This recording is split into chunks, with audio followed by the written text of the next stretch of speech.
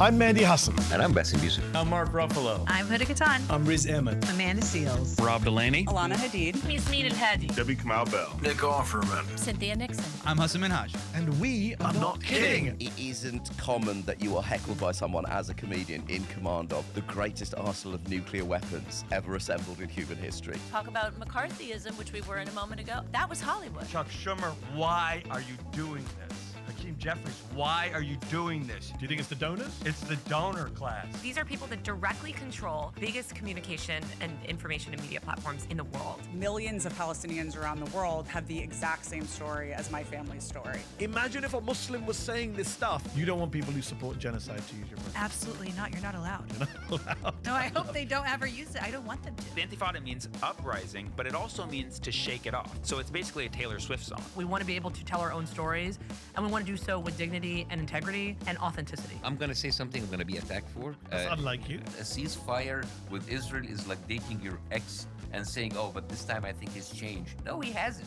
We've hit a tipping point, haven't we, in terms of public opinion? Sometimes these celebrities that seem like they're these big people are very small. No, I try to avoid billionaires. I don't want their stank on me. Whenever I feel like things are too hard, the ghost of Harriet Tubman will show up and be like, oh, is it hard to write an op-ed? The whole idea of a Joe Rogan of the left is silly. Democrats constantly need to appeal to people who don't like them. Donald Trump ain't down to go on Breakfast Club. What are we talking about? How did you know that the Browns and the people of color were going to actually go for Trump? Because I'm not on Twitter and I talk to people. Well, then you're not a fucking comedian anymore. You are a propagandist. They have no spine other than to serve billionaires differently. You can count the politicians in Congress who aren't taking corporate money on 2 fingers. We're going to see right-wing anti-Semitism start spreading, and then we really actually do have something to worry about as a community. Arabs and Indians and Pakistanis, they go, I used to get beaten up because of your hostage crisis. Unfortunately, racists are not very nuanced. Brits look at America as a place to kind of break. Going back to the Beatles. Are you saying you're the news version of the Beatles? No. I'm sure you've had people try to silence you as well. No one's ever tried to silence me.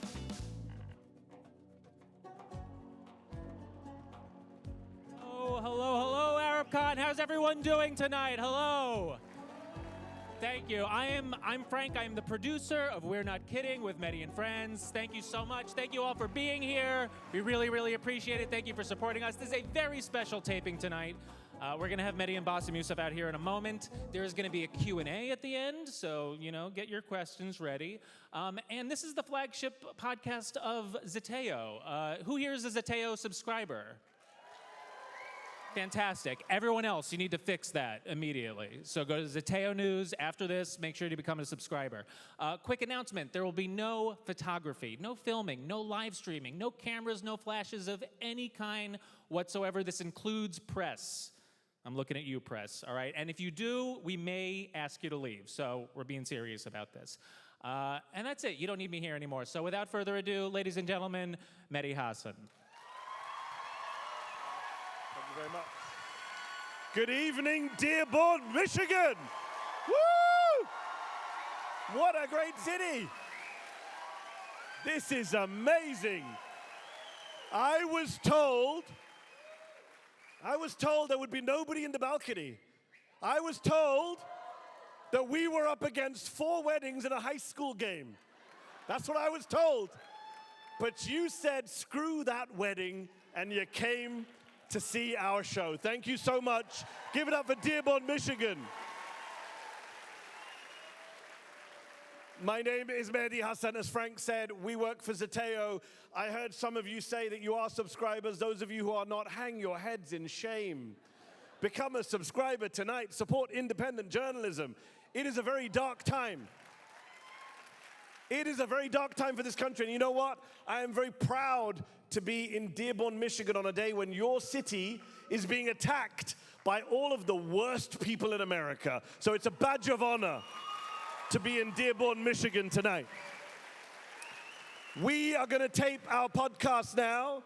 We are going to chat for about 30, 40 minutes. Then we're going to take questions from the audience on either side. Come and say nice things, bad things, whatever you like. And as Frank said, we ask you not to film because we're going to put this out next week. We appreciate you taking time out for us. We're running on Arab Standard Time. I think we're about an hour behind. I'm an Indian, I can say that. So without any further ado, let's get an Arab on stage. The man, the myth, the legend, Bassem Youssef.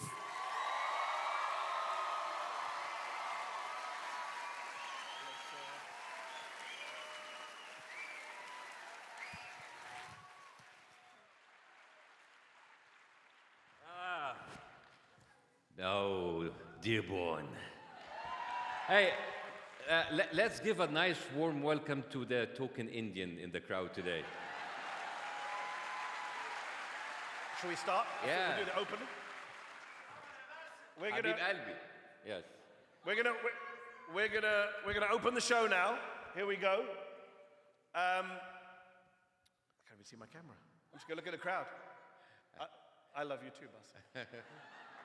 All right, here we go. I'm Mehdi Hasan. And I'm Bassem Youssef. And we're not kidding. We're not kidding. Now, live, we're doing a live taping of the show at ArabCon in Dearborn, Michigan, Bassem. yes, but every time you start asking the question, you're in my hometown now. You are like, this is my people, so I want to start the first of all, before I start the question, like, you should actually check out. Like, it's beautiful here. First of all, they have the best, there's a place you need to go, it's called BT's. And it is amazing. It's a strip club, and... But I hear... No, wait. I hear... It has strip club, and it has a great halal wings. That's what I heard. That's what I heard. Yeah. I heard that. I heard that even the strip clubs have halal meat here. Yeah. The Ramadan menu here is amazing, and you can't get dates. You have other kind of dates, but you know all of those things that like being said about you from like those horrible people. You know, like American food. They haven't been to BT's. You should actually invite them. You should invite the Republican Party to Dearborn strip clubs with the halal wings, and that will solve Islamophobia. Exactly. I love how we like going on here and like you have like metal detectors as if we want to remind you with your airport experience. Thank you so much. But first, I want to start this. Like, first of all, why are you starting? Because I'm starting because this is my hometown. This is my people. I mean, no, I'm in California, better weather.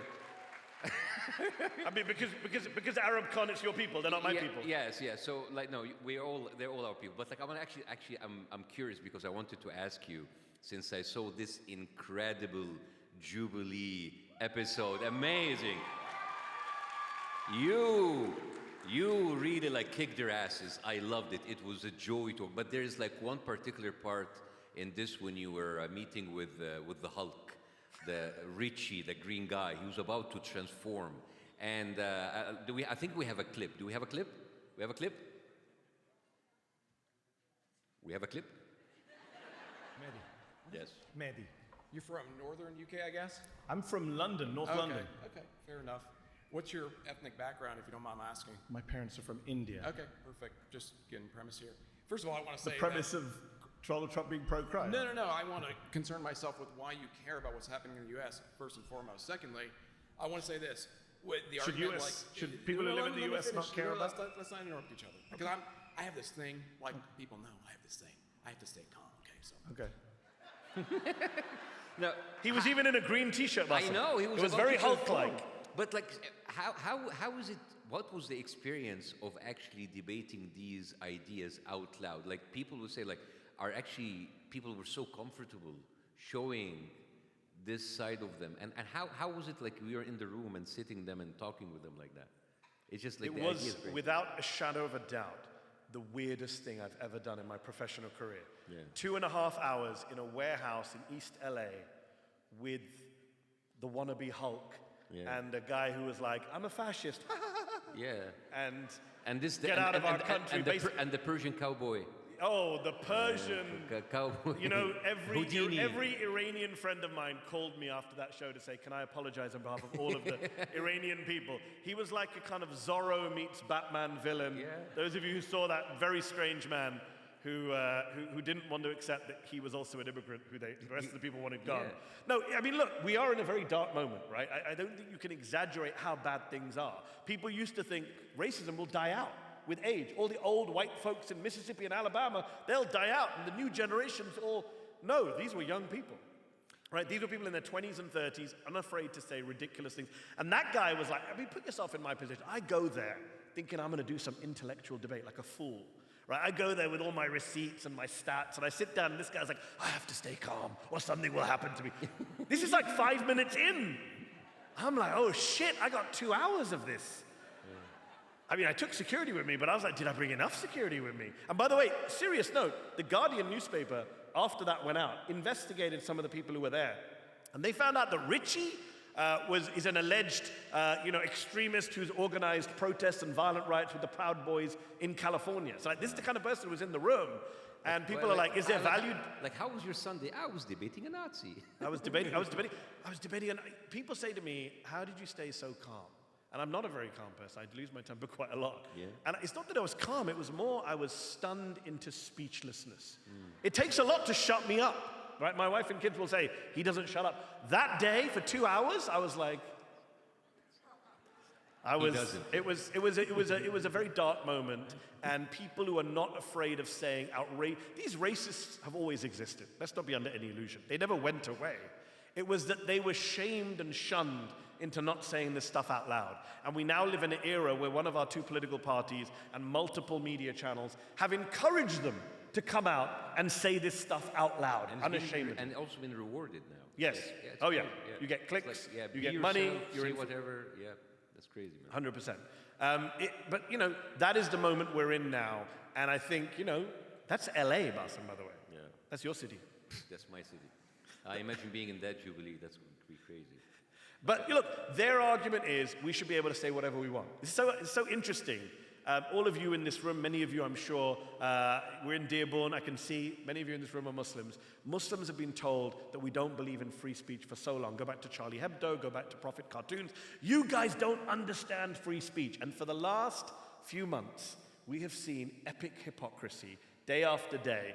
I was told that Jubilee people can be racist because it's their right to free speech. But if you're Jimmy Kimmel, as a late-night comedian, do you have any free speech? Well, here's the thing about Jimmy Kimmel. A lot of people, like, of course, something happened to Jimmy Kimmel that's terrible, but I've been asked, because of my own experience, what do you think of, Jimmy Kimmel being shut down? And I said, yeah, I feel sad, of course, but the media now is up in arms talking about Jimmy Kimmel, but Jimmy Kimmel is a millionaire. He's gonna survive, right? And what happened to him is wrong, but nobody has been talking about the people who lost their livelihood, their careers, their residency, their green cards for being pro-Palestinian. Nobody is talking about that. And I find it, this is the hypocrisy, really. Yeah. Well, I saw people going on television, on cable, and saying, this is Donald Trump's biggest assault on free speech. Oh, no. And I'm like, they took a young Turkish student in a hijab on her way to iftar and detained her for months because she wrote an op-ed for her newspaper saying maybe we should divest from Israel. Yeah. And they locked her up. Rumeysa Öztürk. And not just that. Okay, let's say because she's Turkish, she's not American. What happened, if you don't want to talk about free speech, what happened to all of these student protests in American colleges? Doxed. All of these U.S. student colleges. And they stood there. And they broke them. They doxed them, they ruined their careers, they put them on blacklist, they put them on canary mission, everything. That's not an assault on the free speech, that's crazy. Just out of interest, we're in Dearborn, Michigan. Who here attended the college protest, the student campus protest?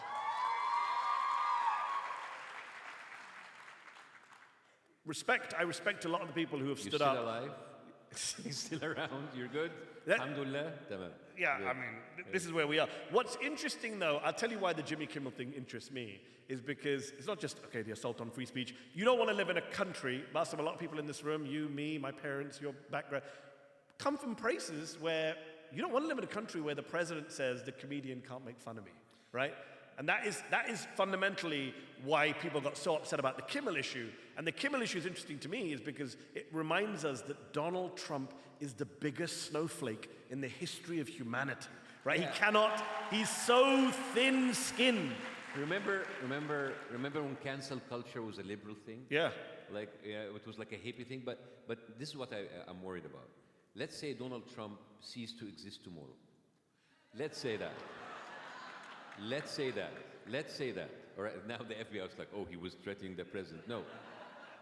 You're praying for it not to happen. No, I'm praying for him to have Healthy, a long life. restful life in another life. But anyway, but let's say the problem is much deeper than Donald Trump, because it's the broadcaster. When you live in a capitalist democracy, capital is king.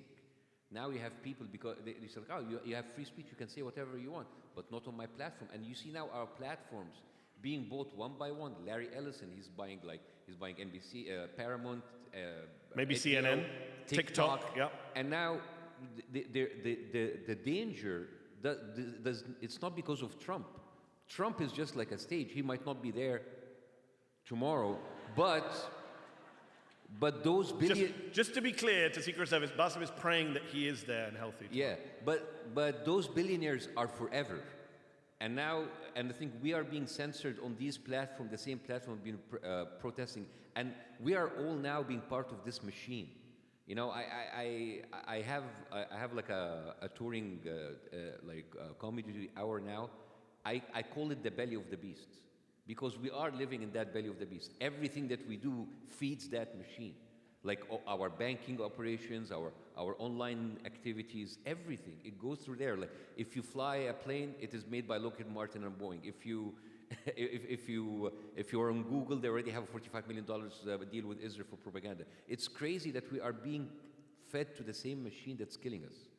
And I don't know, even us as Arab diaspora, I don't know what to do with this. And because we're helpless, we're in this, like we're paying our tax. They say this joke, it's like we're helping our people back there with Western Union, and we're screwing them over with TurboTax.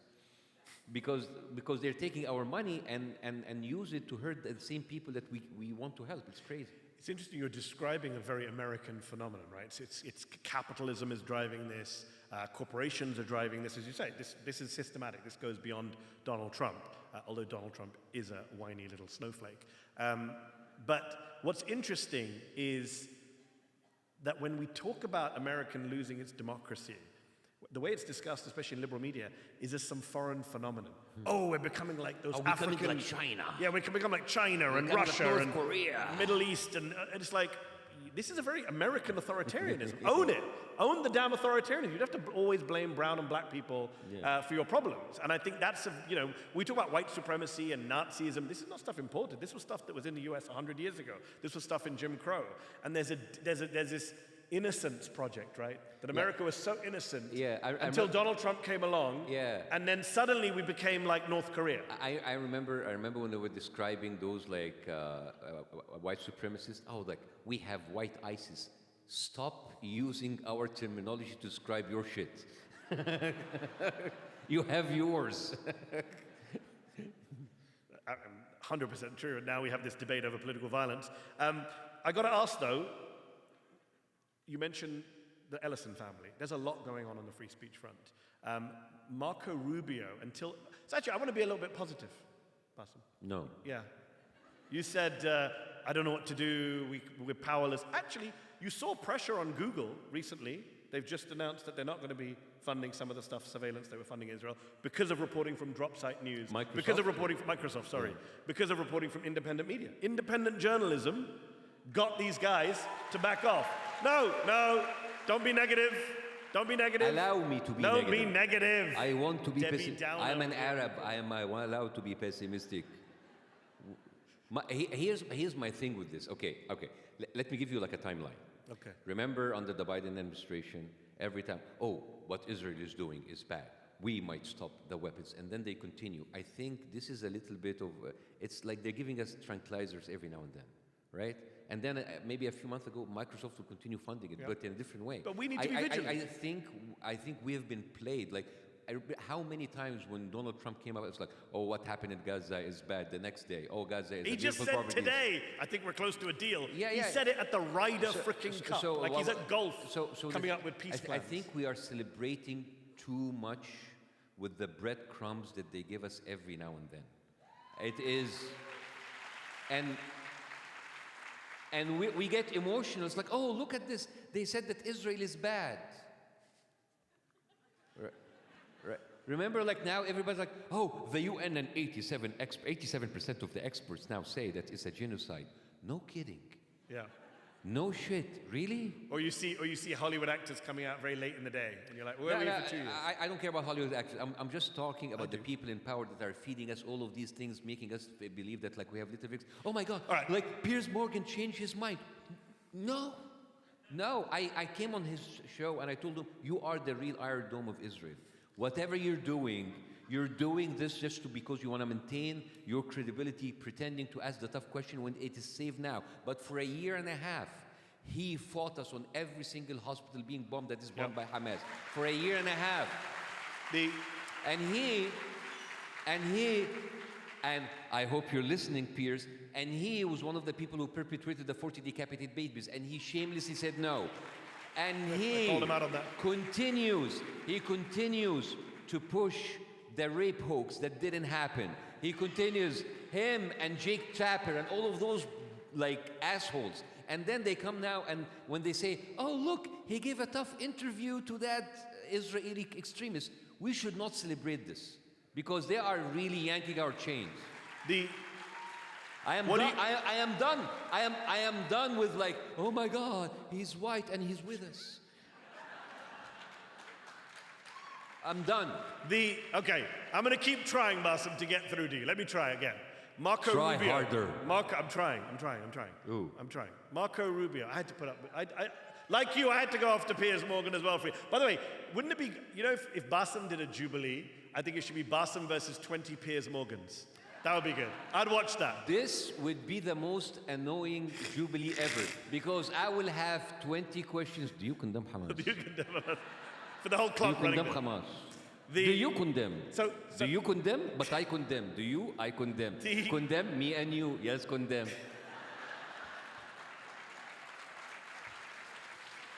So, Brian Mast, Republican congressman. Yes. Who wore an IDF uniform to work after October 7th. I said he lost his legs, then he lost his balls and his honors. He is one of the most racist people in Congress, and that's saying a lot because there's a big competition for most racist member of Congress.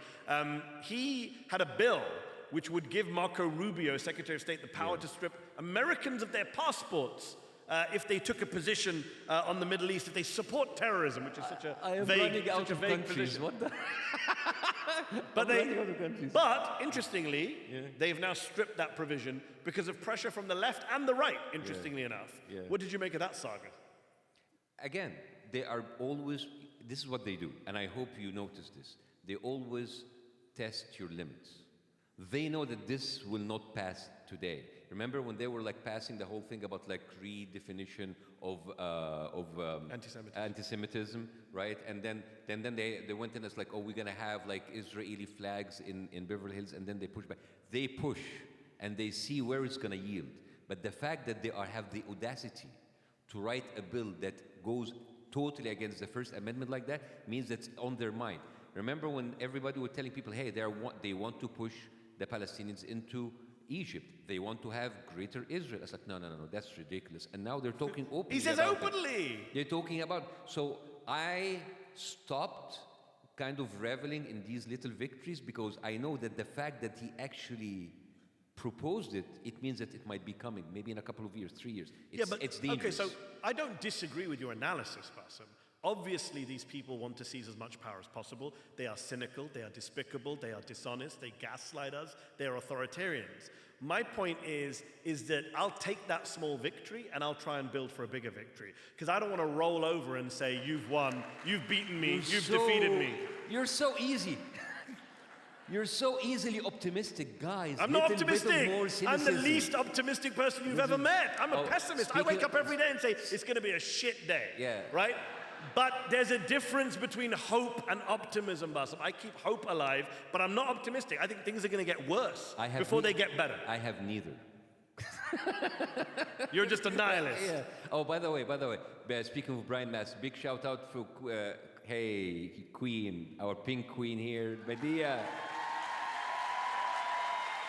Pink queen. Yachty. She's the one who's cornered him and other. Not just cornered. Well, by the way, Kamala Harris is on a book tour right now, and people are protesting her People are protesting her. I have an idea for the title of the book. I mean, it's already done, but yeah. Unread.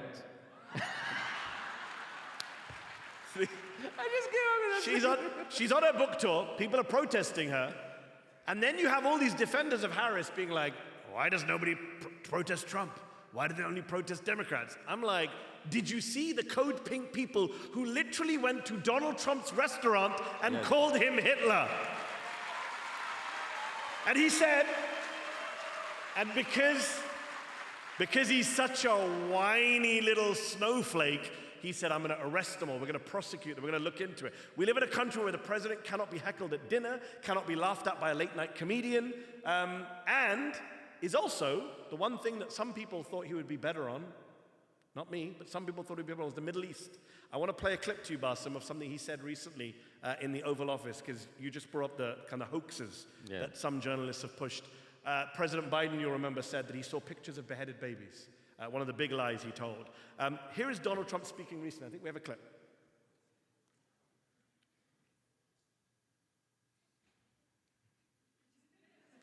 Did anybody commit genocide on October 7th? What do you think about that? That was genocide at the highest level. That was murder, genocide, you can call it whatever you want, but little babies were chopped in half. Arms were cut off people, heads were cut off people. That's genocide. That's genocide also, I guess, right? We are approaching the second anniversary of October the 7th, and the sitting president of the United States is claiming that little babies were chopped in half. I have a theory. Okay. No, seriously, it's a theory. Remember when they attacked Iraq, what was the name of the operation? It was like shock and awe, right? It's the same thing with media. Now, American citizens, they running around trying to, pay their bills. They're like, like locked in their daily lifestyle. And then whatever time they have Netflix and NFL and NBA and MMA and gaming and all of that. And they have a very small window for them to follow the news. They hit that window. I remember after October 7th, I was scared to go on Piers Morgan because I believed that babies were beheaded and people were burned, because that is how much of a shock they did.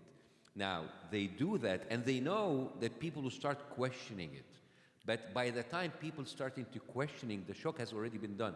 There are people now, until 2 years, Donald Trump is a representative. I know that he's full of shit, but he's a representative of what many Americans think that what happened. Because 3 months ago, Mike Johnson, the Speaker of the House, he was on the steps of the Congress and he said the same thing. Mike Huckabee said it on Piers Morgan minutes before I went on Piers Morgan, and nobody stopped him. So it's the same thing. So the thing is, they know that They don't care about you. They're talking about the masses.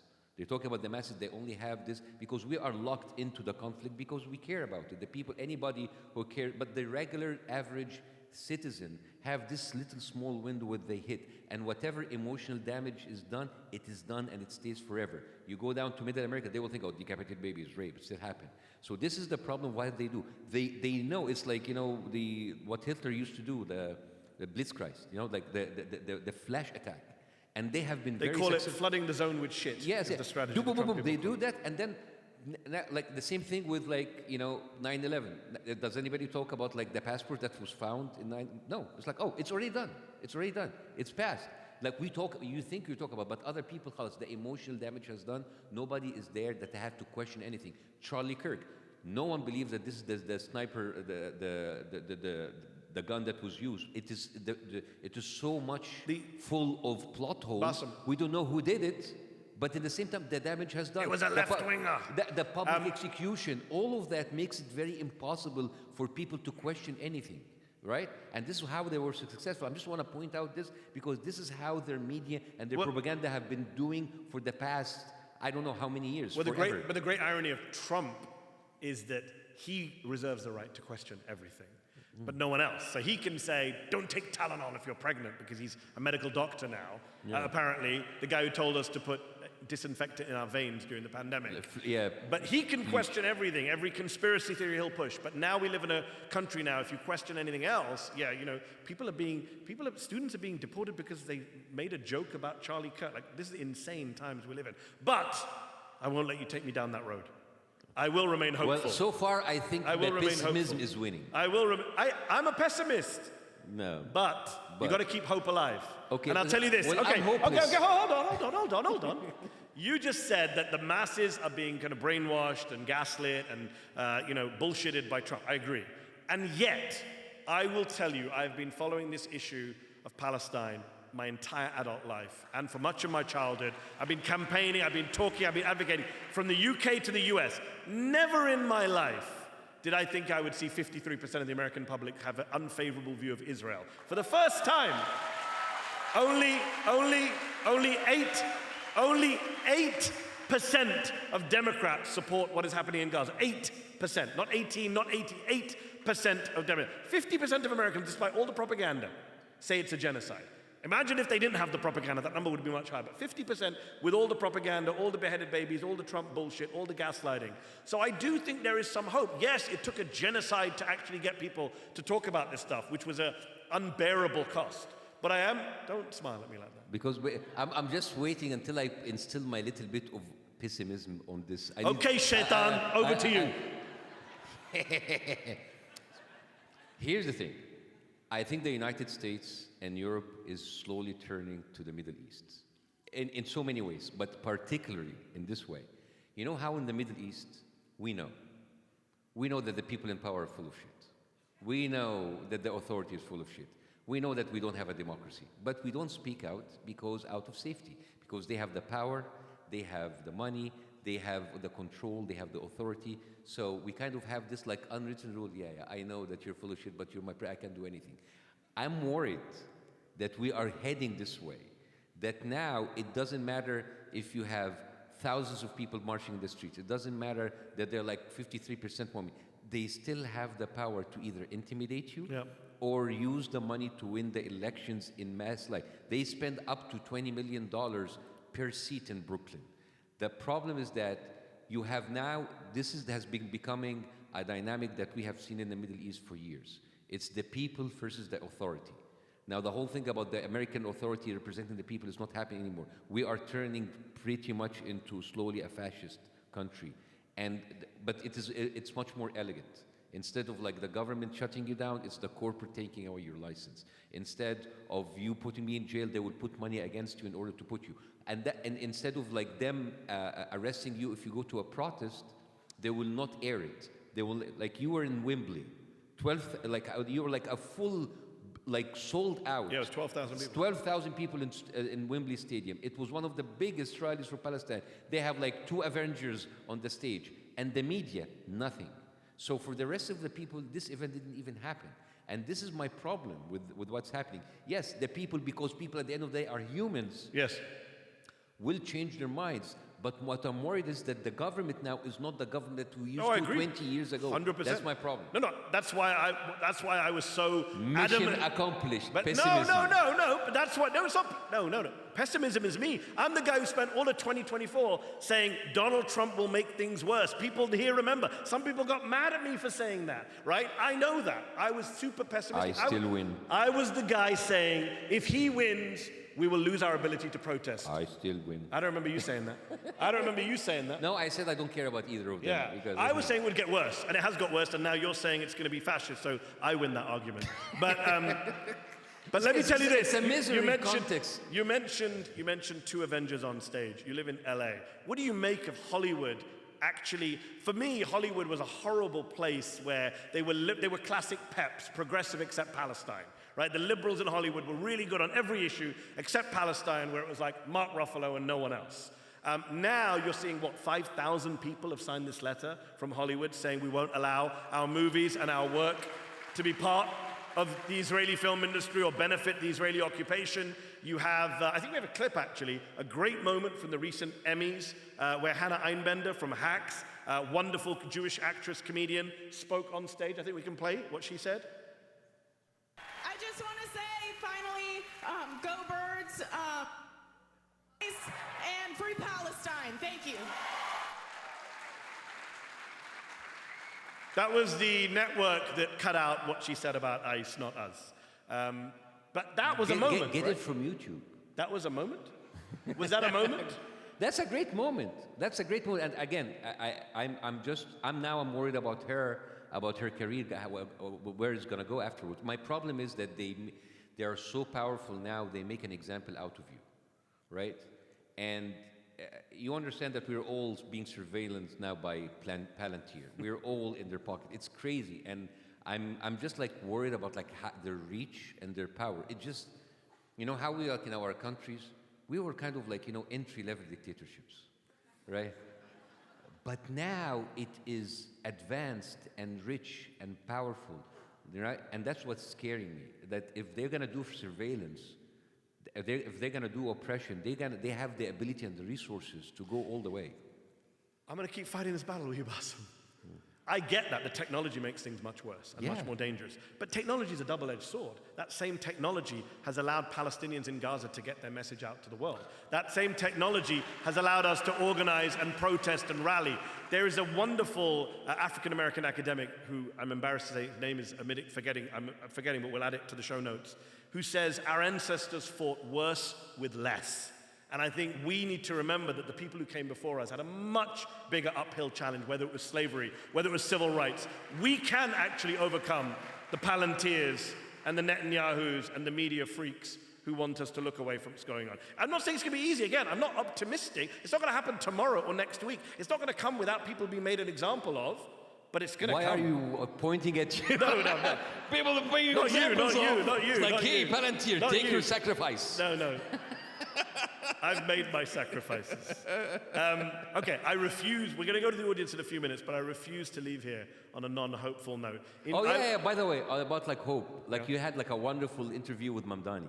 That was a great interview. How was that? That was a... Wow. Who are you and what'd you do with Bassem Youssef? No, like, because I'm a huge fan of Mamdani anyways. I mean, does he not fill you with a little bit of hope? Yeah, he does. For a bit. So I win the argument. For a little bit. For a little bit. I mean, I actually think... No, I mean, like, we have to leave the people... I mean, they left 4 weddings and they came here. I mean, it's good that you left. Weddings here already end in divorce. So it's just fine. But hey, it's your town, not mine. You can say this stuff.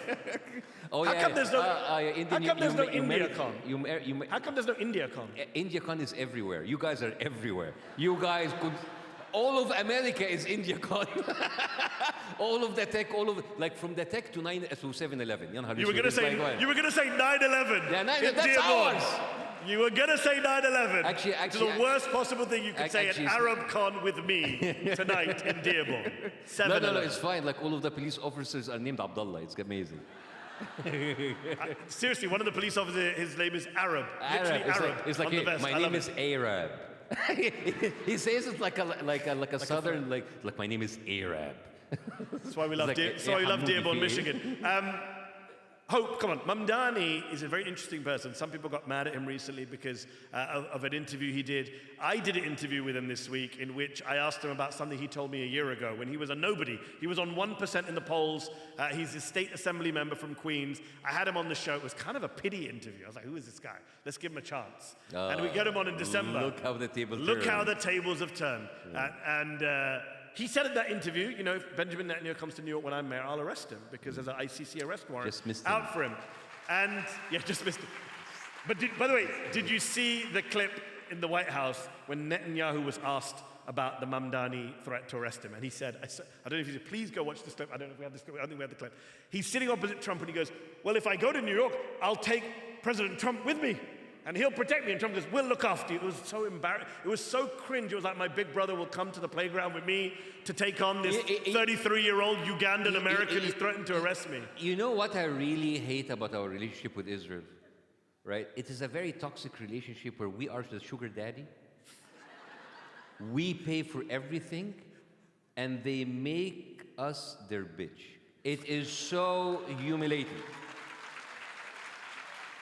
Well, this time, he was in a much more deferential position looking for Trump's help. Look, if Mamdani wins... Imagine like two pedophiles going to Europe. If Mamdani wins in November, that will be earth-shattering in many ways. Because to go back to your point, you made the point that they don't want anyone stepping out of line. The pro-Israel lobby, the military-industrial complex, the Republican Party, the Democratic establishment. And him winning will destroy every argument that has been given to us over the years that you can't run on a progressive populist platform, that you can't run against capitalism, you can't run against Israel in the most Jewish city in the world outside of Tel Aviv. All of those things will be shut down. I am worried that they're going to sabotage his mayoralty, for sure. I'm really, really worried. Shameless plug. Please do go watch the interview, Zeteo.com. But I asked him that question because I agree with you. I think that just as we saw during the Cold War, where the United States would undermine elected governments, whether it's Allende in Chile or Mossadegh in Iran, they didn't want the threat of a good example, of someone doing something different to what the US wanted. I do think they'll do that in New York. We're already seeing Donald Trump saying, I think Scott Bessent, the Treasury Secretary, said this week, he said, we're going to give billions to Argentina to bail out Milei, but if New York under Mamdani asks for a bailout, we'll say, drop dead. That's what Bessent said. Yeah. So they're going to deny federal funding. They're going to send troops for sure. And I think the Democratic Party are going to try and screw him as well. Yeah, and they already are. But the good thing is, he knows this, and he says he's ready for a fight. And I think winning will only be the first step. I hope so. Winning the election's only the first step. But I do think that the idea that the pro-Israel lobby, to go back to you actually, to go back to what you said earlier in the show, this idea of the inevitability and the invincibility of their power, I think will be broken in New York on November the 4th. I do think that. I refuse to be hopeful. I think this crowd is a hopeful crowd, because this crowd...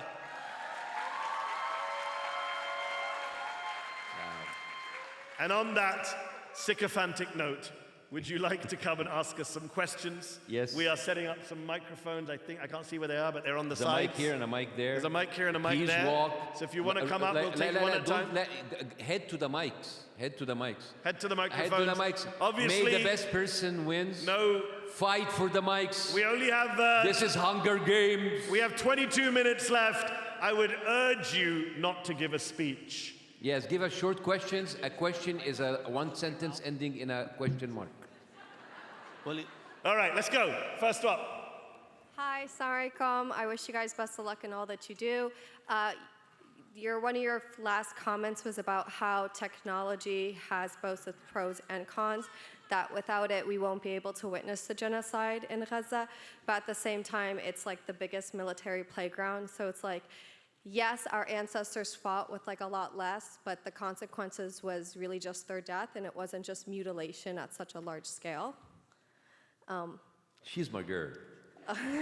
She's your girl, but I didn't hear a question mark at the end. I guess it turned more into a comment. So, like, how can we protest technology being used in a positive way when, at the end of the day, social media is still benefiting and profiting off of genocide, but then we're using the same platform to post the genocide? 100%, and we're all in that sense, we're all complicit in that, right? You could talk about BDS and boycotting, but there are technology platforms and technology outlets and technologies that are very hard to escape from. And there's a great cartoon that often does the rounds about someone saying, well, I'm an anti-capitalist, I want to bring down capitalism. Ah, but you're participating in society. Yeah, we are. Like, we have to deal with those kind of compromises. I would give a kind of old-fashioned, non-revolutionary, pretty mainstream social democratic answer, which is, you vote for politicians who get into office and then regulate big business. I know we've lost that concept in the United States of America over the last 40 years, but the idea, the Democrats had power and did not use power to break up big tech. And now you see these sycophantic dinners with Zuckerberg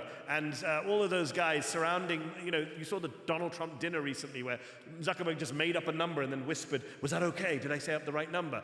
That's an exact direct consequence of Biden and the Democrats in the Congress not listening to Elizabeth Warren and Bernie Sanders and others and breaking up big tech. None of these people should have so much power over our speech, over what we consume, over what we say.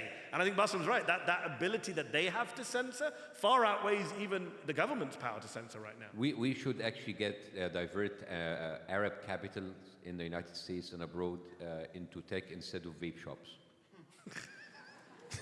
That's the solution. That's my 2 cents. No vape shops, more big no tech vape from shops, Arabs. big tech. All right. Thank you. Next up, this side. I'm here. Okay.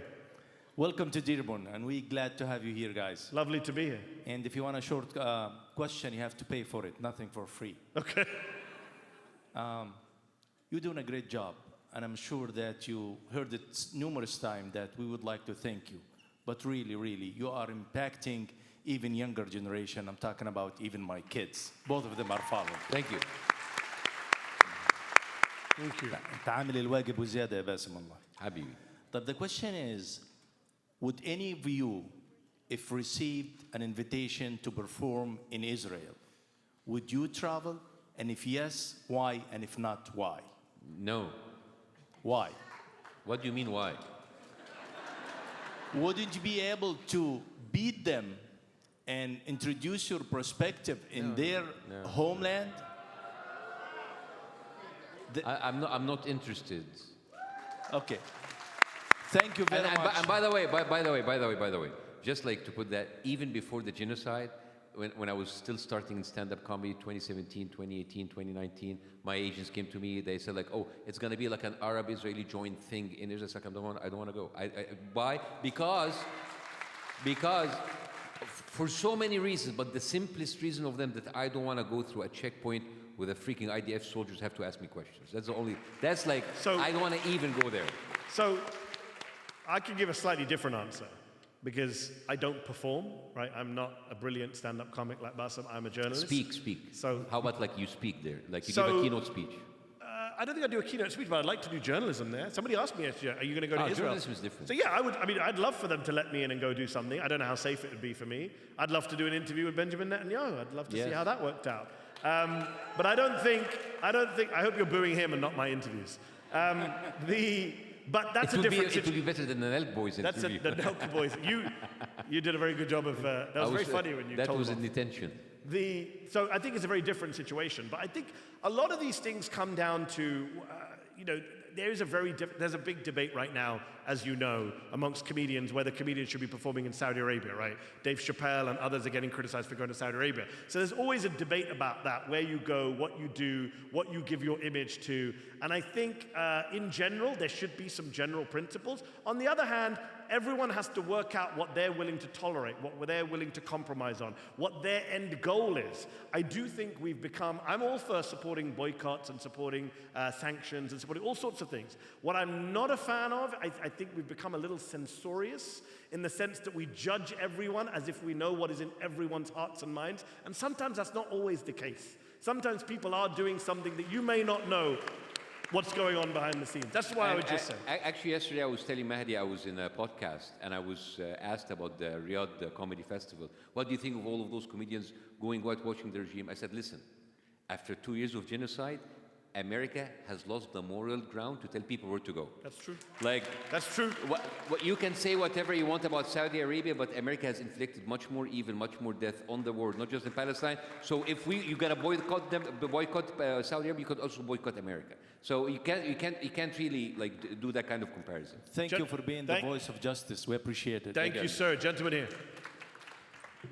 Hi guys, Assalamu alaikum. My name is Abdul Halim. I'm a local Palestinian American journalist here and research analyst. The question I have to you guys is, well, first as a comment and a question, is that I want to give you guys some optimism in that we're actually not powerless.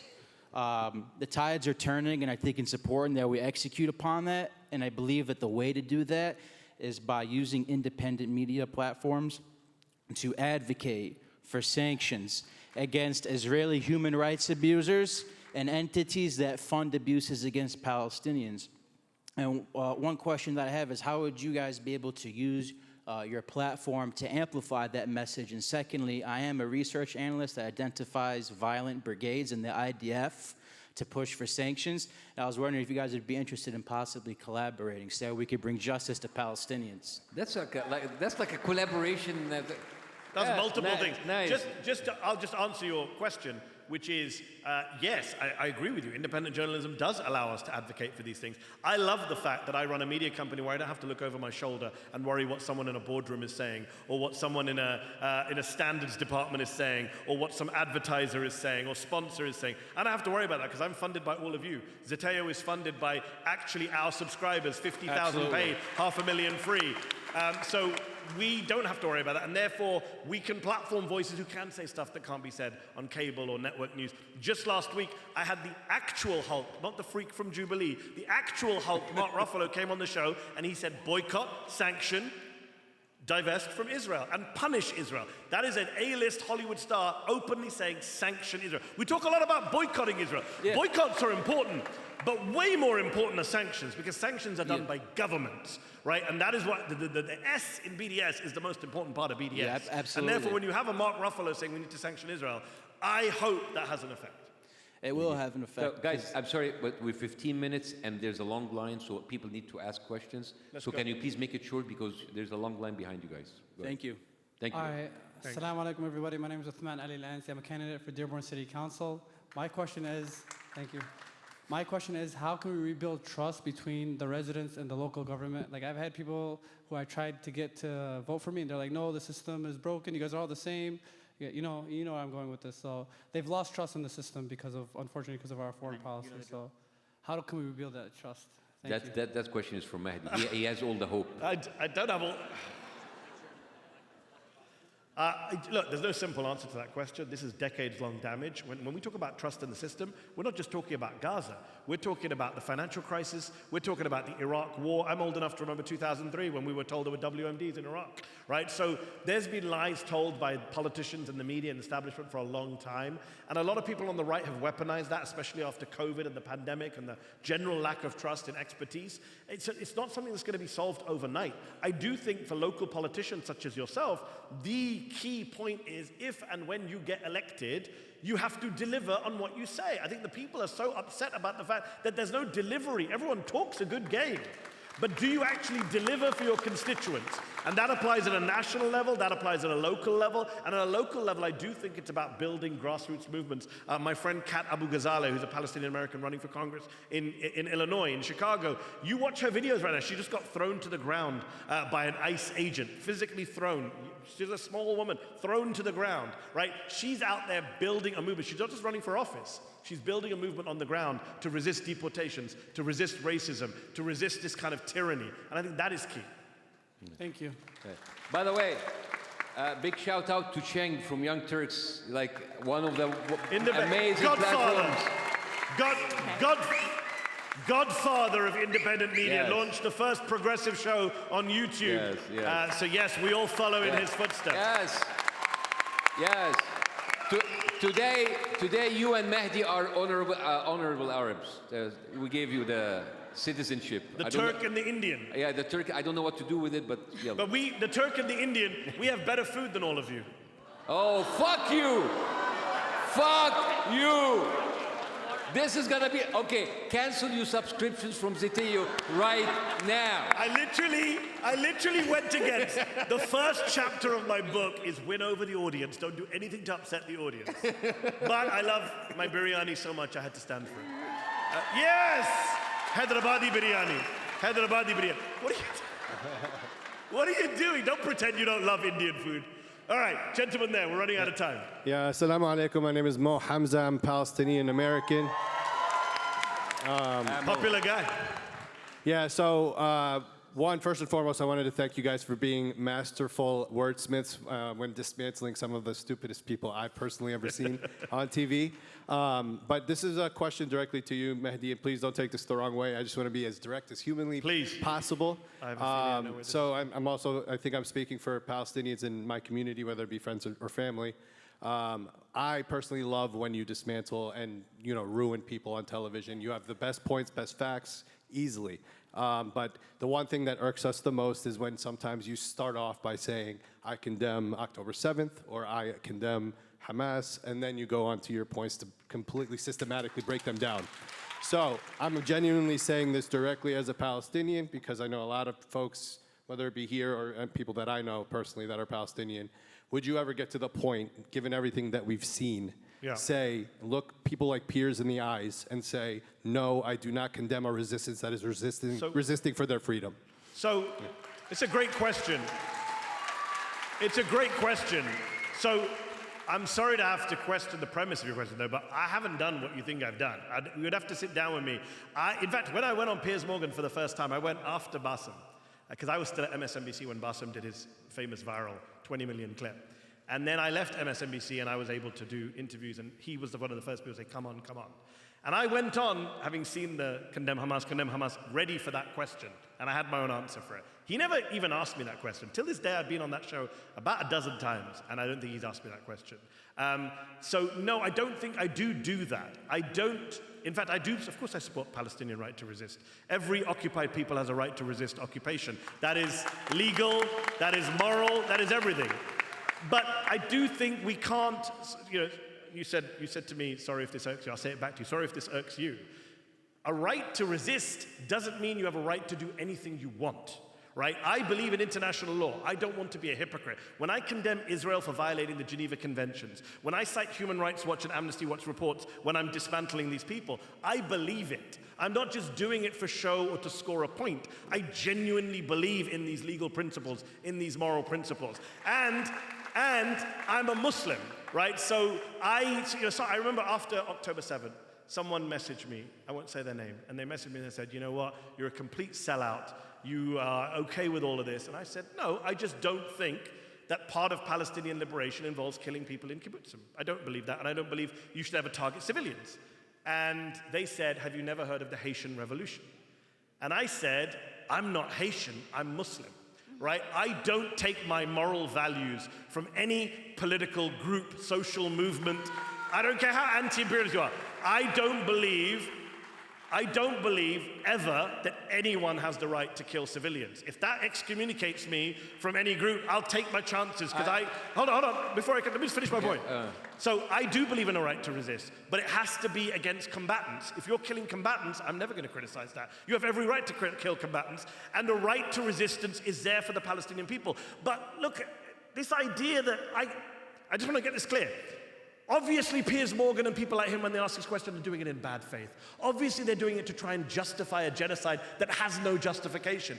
But that doesn't mean that we go to the other extreme and therefore say that anything is allowed or that I will excuse anything in the name of Palestinian liberation. I won't. So if that gets me, if people are upset with me for that, there's nothing really I can do about it. I completely get it. And some people have a different definition for civilian. Can I just add on this? Fair enough. No, by the way, because I also wanted Piers Morgan to say, like, and I said that. I did it for a different reason. I did it as a debate tactic, and I'll tell you how I did it. Because the thing is, they always want to hold the interview at, do you condemn Hamas? Mm-hmm. Once you go into this, and I've seen this happen many times. Mm-hmm. And remember, like when I went to, when the second thing, this was the whole thing of the shock and awe was like very, very, very huge. So I was not talking to our people. I was talking to people who didn't know anything. If I give any more minute, it's like, do you condemn? Yes. Terrorist group? Yes. We're gone. This is done. Because I wanted to have as much real estate as possible to discuss other things.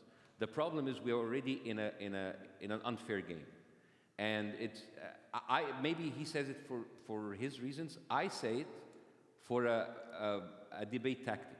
Because I just want to get over this, because I have seen interviews just stall, and then suddenly the whole interview is eaten up by, is Hamas is terrorist? Do we condemn? What happened October 7th? It was that rape. And then suddenly the bigger picture is gone. And I've seen them sabotage interviews one by one like this.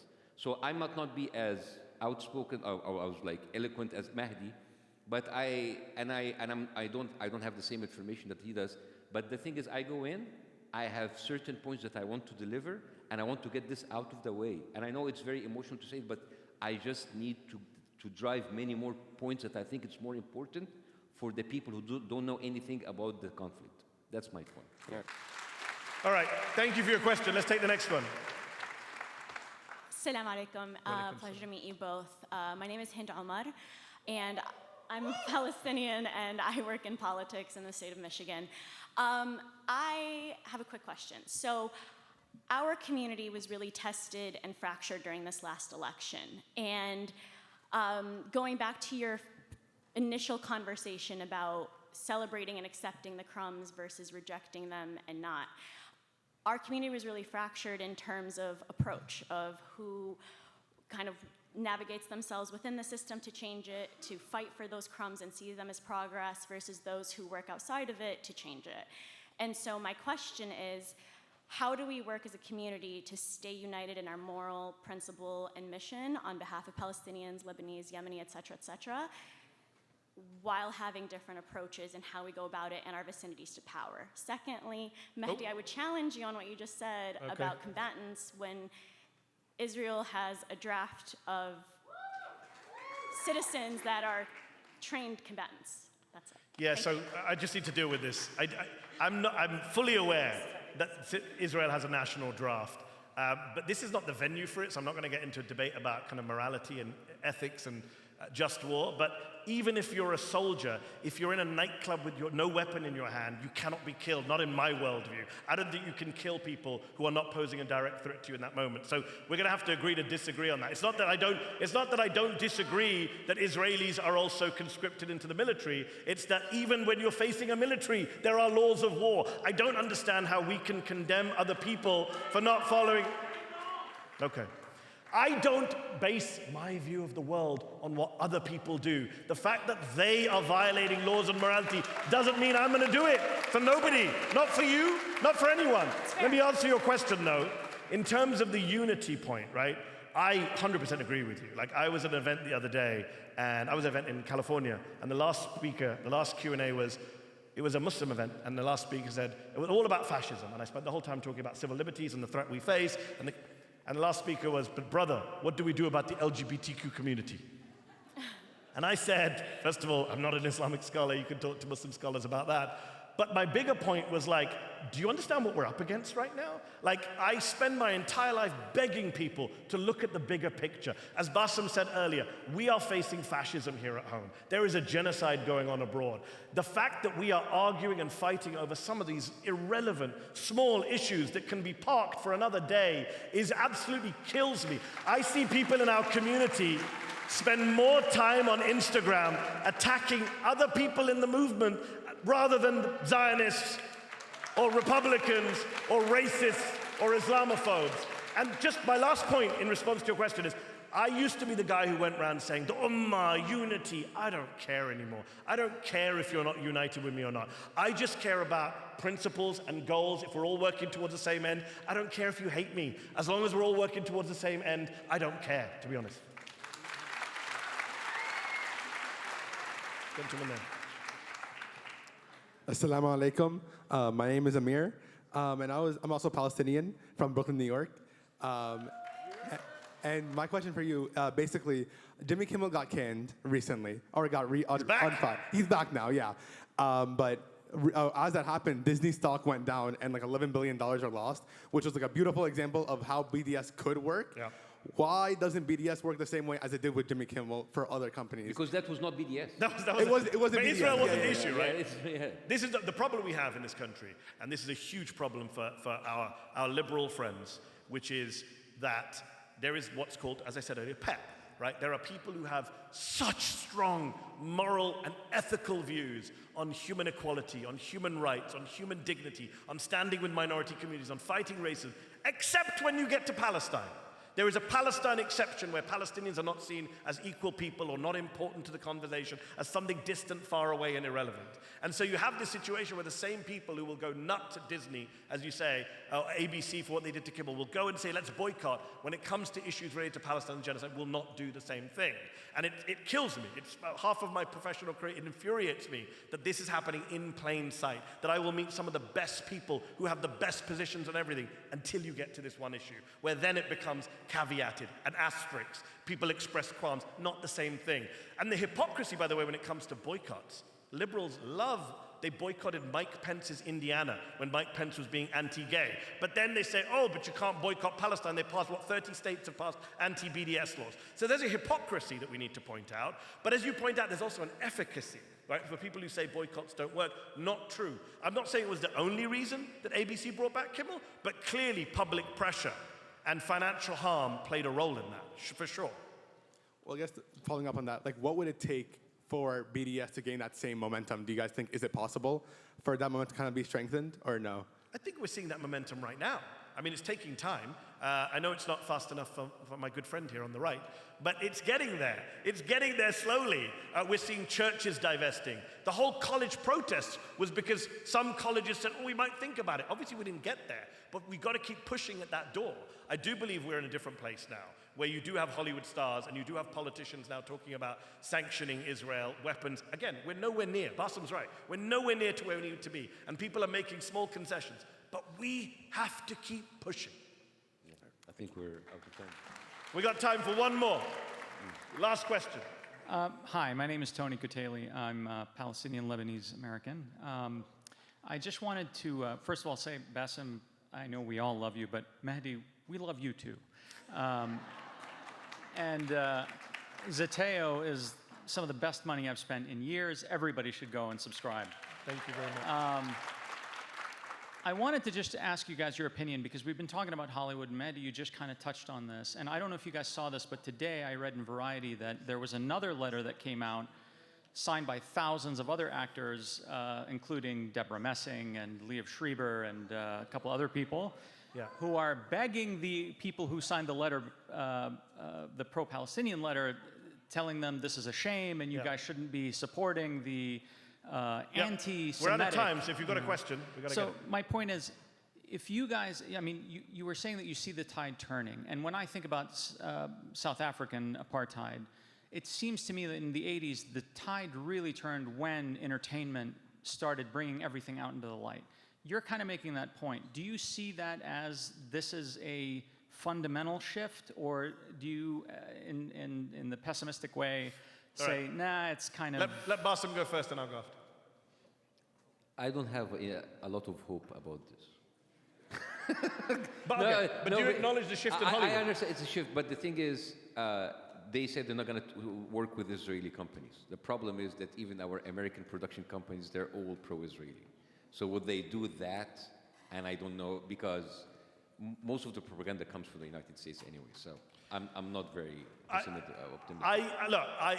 I totally get your analysis, Bassem, but I'll tell you what, the difference, I saw the standing ovation that the Hind Rajab movie got at the Venice Film Festival, and something stirred in me. That epic 28 minutes or whatever it was, that for me was a moment.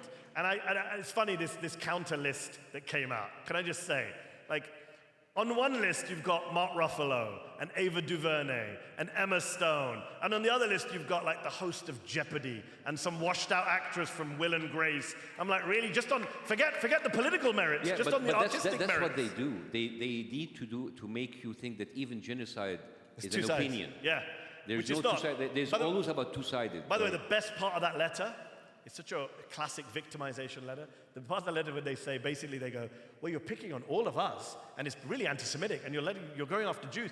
It's collective punishment. I'm like, this is what you finally decided is collective punishment after 2 years of actual collective punishment of people in one space? Like, anyways, I think Hollywood changing will be a big moment. I think when you reach, I've wrote a book about persuasion and argument. You don't change people through facts and figures. You don't change people through op-eds. You change people through hearts. You change people here. You change people with emotion, with narrative, with storytelling. And I think we are hopefully going to get to that point where we can win that argument in that way, through getting through to people's hearts and minds. And I am insisting on ending this show on a hopeful note by saying we will get through to people, and that we will change hearts and minds, and that in the heart of empire, in the heart of Hollywood, those people will come. You know what Mandela said?